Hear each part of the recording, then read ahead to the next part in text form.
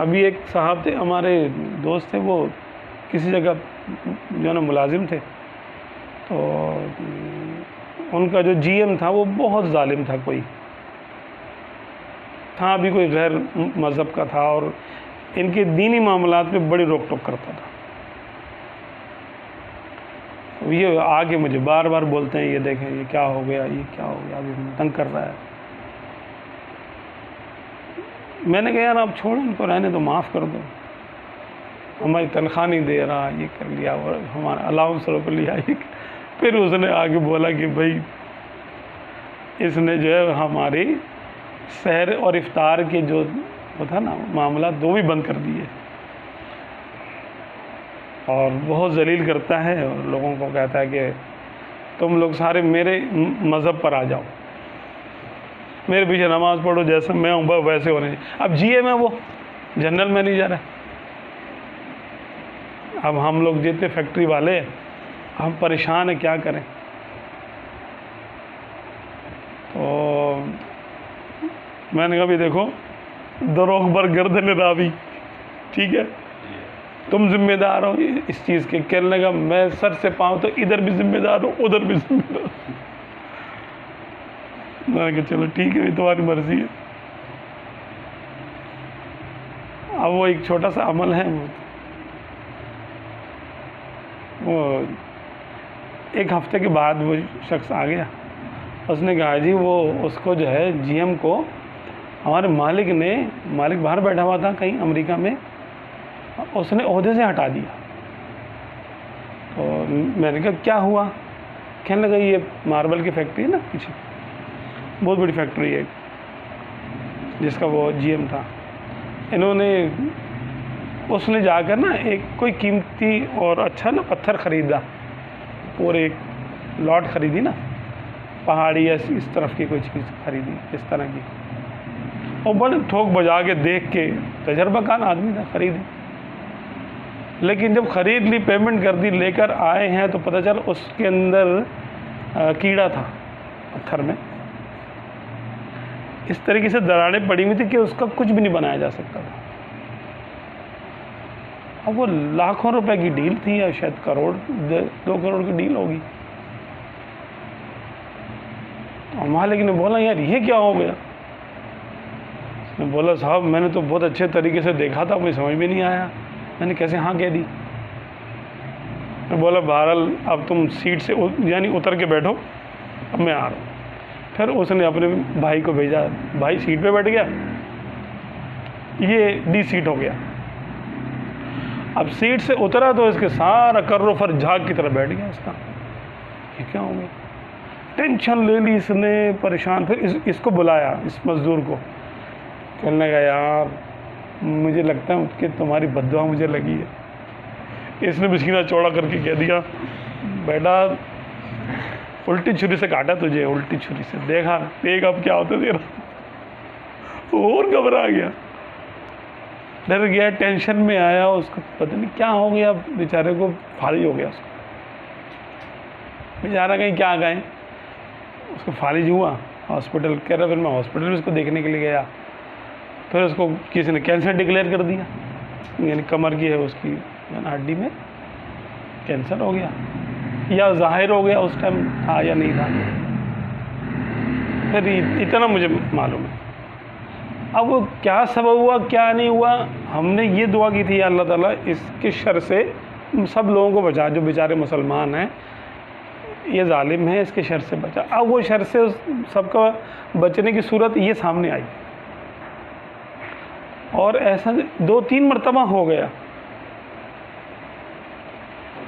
तो उसके बाद से मैंने कहा कि भाई फिर सादा ही दुआ कर लो, किसी अमल के साथ दुआ ना करो, क्योंकि अमल के साथ फिर वो मामला ज़रा मुख्तलिफ हो जाता है। तो अब आपके पास तो अल्लाह ताला ने कलिमात की ताकत दी है, मुसलमानों के पास तो कलिमात की ताकत है, या जिनके पास इजाज़त है, हिज़्बुल बहर की इजाज़त है, या उनको इसका इस्तेमाल करने का तरीका आता है, वो अगर इसको अपने इस्तेमाल करना चाहें तो बहुत कुछ कर सकते हैं, जवाबन अटैक भी कर सकते हैं। लेकिन ये है कि मालिक तो देख रहा है ना, जैसे उसको ताकत मिली जीएम को, तो उसने अपने मामलात को, है ना, उसने अपनी कुव्वत का इस्तेमाल किया, अच्छा किया बुरा किया, आपको बुरा लगा कि ये ऐसे कर रहा है, आपको ताकत मिल गई, कलिमात की ताकत मिल गई, और ये किसी को देखती नहीं है, इसके सामने तो कोई भी हो, जिन हो, भूत हो, अफसर हो, कोई हो,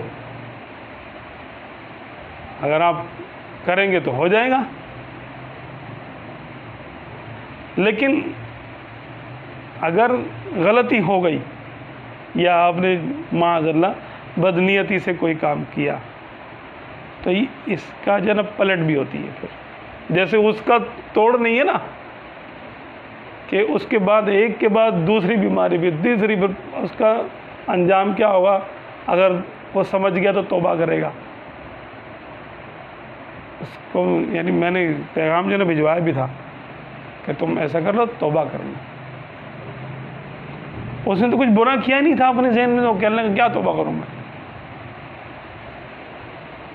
बहरहाल उनसे माफ़ी मांग रहा था, मज़दूरों से, कि तुम लोग मुझे माफ़ कर दो, तुम्हारी बद्दुआ लगी है मुझे। हो सकता है भाई ऐसा ही हो, हम अपने तब नहीं समझ रहे हो कि हमने कुछ कर दिया और पढ़ दिया तो ये हो गया। मज़दूर तो काफ़ी सारे थे वहाँ पर, किसी के 20 बच्चों की बद्दुआ भी लग सकती है उसको, या हो सकता है किस्मत में लिखा हो ऐसा। हर कोई अपने ऊपर इसको लेके खुद को क्रेडिट दे सकता है इसमें कि भाई मैंने बद्दुआ दी थी, तो हम नहीं ले रहे भाई ये क्रेडिट। कुछ भी हो सकता है। मैं तो अमल की बात कर रहा हूँ, मैं तो उसके शिकार भी नहीं था डायरेक्ट, लेकिन वो हमारे दोस्त थे, वो बेचारे बहुत गरीब थे और बहुत ही परेशान थे। तो परेशान आदमी की बद्दुआ ज़्यादा लगती है, जबकि उस शख्स के लिए मैंने उसकी ज़ात के लिए बद्दुआ नहीं की थी, ये कहा था कि इसका शर दूर हो जाए। इतना ही करना चाहिए, इस पर कोई पकड़ नहीं है आपकी।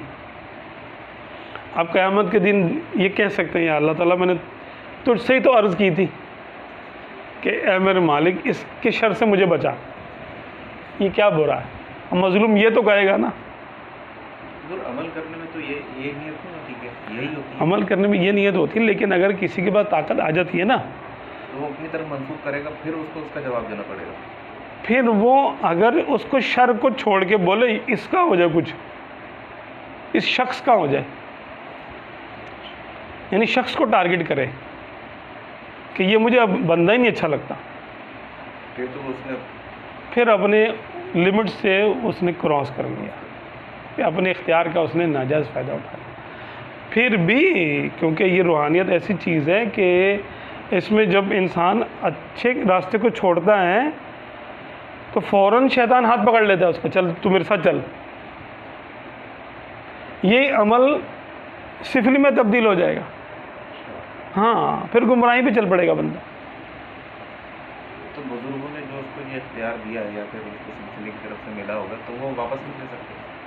बिल्कुल ले सकते हैं इख्तियार वापस, लेकिन अगर यानी उस आदमी को मालूम भी नहीं है कि ये क्या कर रहा है। और जब भी इख्तियार दिया जाता है, ऐसे तो सबको नहीं है, अगर कोई वीडियो सुन रहा है वैसे कर रहा है तो सबको इख्तियार नहीं होता है इसका, ना कोई इजाज़त होती है ऐसे करने की। मैं तो एक बात बता रहा हूँ आपको, और ये तो किसी को मखसूस करके दिया जाता है इख्तियार कि भाई तुम्हारे साथ क्या परेशानी है, एक महदूद मुद्दत के लिए या महदूद शख्स के लिए होता है ये, क्योंकि ऐसा जो है एटम बम किसी हर बंदे के हाथ में तो नहीं दिया जा सकता। तो लेकिन मैं ये कह रहा हूँ कि देखें, हमें अल्लाह का शुक्र है, जैसे बुज़ुर्गों की वो मामलात हैं तो उनकी तरफ से इजाज़त है, तो हम अल्लाह का शुक्र है कि कमज़ोर नहीं है इस मामले में कि हम कुछ कर नहीं सकते, हम बेचारे हैं, ये है, हम तो बस बद्दुआ भी नहीं कर सकते। नहीं नहीं, ऐसा नहीं है। हाँ, अब हमें साथ में ये हमारी तालीम और तरबियत हुई है कि तुम्हारे पास अगर इख्तियार है तो उसको अपनी ज़ात के लिए एक तो इस्तेमाल ना करो। फिर ये कि अगर किसी के लिए इस्तेमाल कर रहे हो तो उसके आदाब हैं कि क़यामत के दिन तुम देनदार ना हो, उसके हदूद में रह कर रहो। तो इसीलिए जैसे मियाँ साहब ने जब इसकी इजाज़त दी थी तो उन्होंने शराइत के साथ ही कहा था कि भाई तुम इस तरीके से करो तो ठीक है, इजाज़त है। अगर इससे आगे कुछ जाओगे, यानी अपने तौर पे कुछ करोगे, तो फिर तुम खुद जिम्मेदार। ये मामला तो था।